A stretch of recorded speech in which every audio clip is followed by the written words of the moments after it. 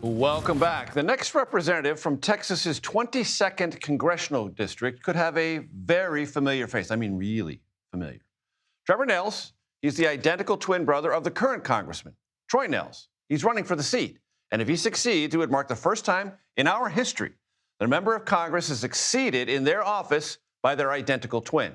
Earlier today, I spoke with both Nehls brothers about policy issues and the upcoming midterms. Take a listen. Troy Nehls, you're the member of Congress. Trever Nehls, you want to be a member of Congress. You would set history becoming the first identical twins, if you're successful, ever to serve in Congress. Why do you want to do that, Trever? I'm an America First patriot. Okay. Major, and I think the gentleman to my right is an America First patriot.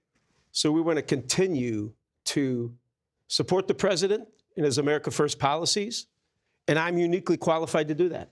Why? Well, I spent 30 years in law enforcement in Fort Bend County, Texas, which is within the district. And I served 33 years in the Army Reserve National Guard, retired in 2020. And I think I'm going to take that experience that I have, being a civil servant, both at the municipal and county levels, and I'm going to take that experience to the federal level. Congressman, you were involved this afternoon, or this morning rather, the House rule vote held open for an hour. You were one of the last ones to decide what was going on. Just having a casual conversation with leadership and stuff, but I voted yes. I support the president and what was the issue? his agenda. Well, there's issues up here all the time, but I will say that we have a strong speaker. We have a strong leadership team.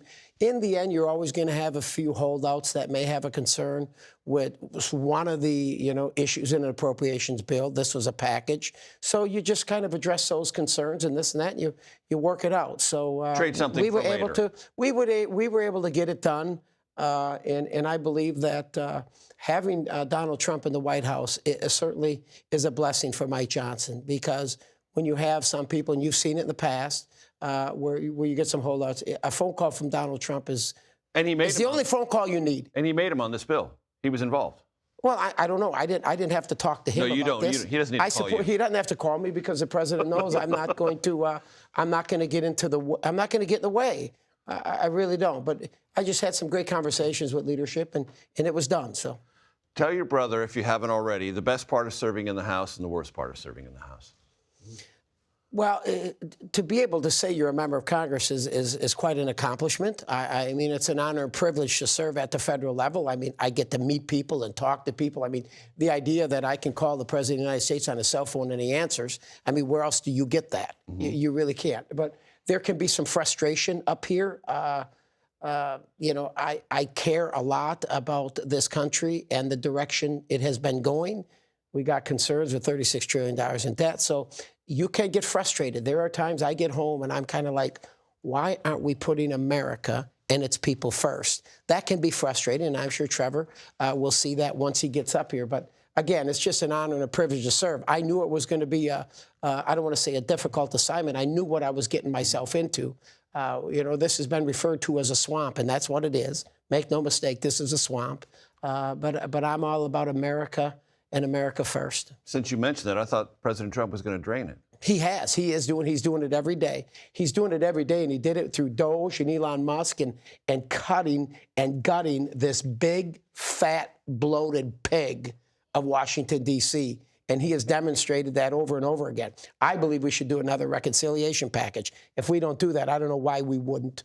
You mentioned the frustration. So far this year, 49 members of the House not seeking re-election. 22 are retiring. Others are going on to other runs.